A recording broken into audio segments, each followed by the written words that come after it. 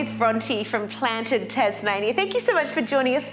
I always feel a house is more of a home when it's got plants around, and you are a prime example of that. Tell us about what your favourite plants are. Yes, so my favourite plants in general are monsteras. So there are many different varieties of monstera. You have variegated ones, you have your old green ones. They're just so easy. You can't go wrong with a monstera.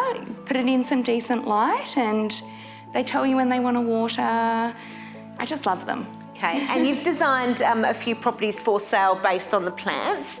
What are your key tips for people that are styling their property for sale? Yeah, so definitely using plants to replace decor items rather than adding. I find that they can get a bit cluttered if you've already got your house styled with decor and ornaments and things. Yeah, it can be a little bit much or a bit messy. Another thing I think is keeping the pots simple, so neutral coloured pots, nothing too busy, otherwise that can sort of add to the mess as well. I have them in every room, literally every room, but you don't have to either. I think living and kitchen are generally your lighter areas of your home, so plants will tend to thrive more in those environments. But then there are definitely bathroom plants that are more suitable, ferns and things that need lower light.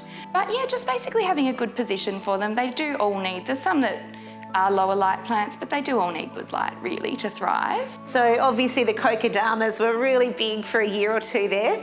What is the current trend that people will have on their bench tops? Yeah, so I think it would definitely go more into sort of a hydro and semi-hydro is what the trend seems to be now. And what does that mean? Yeah, so hydro is growing just in water, and you can add some water-safe feeders to that to keep it happy as well.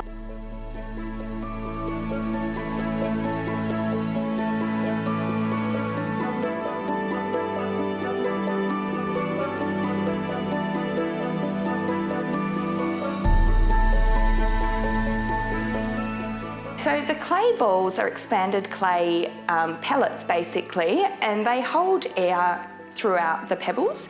So you don't need very much water in there. The pebbles sort of hold the moisture and the air, which roots really love having air.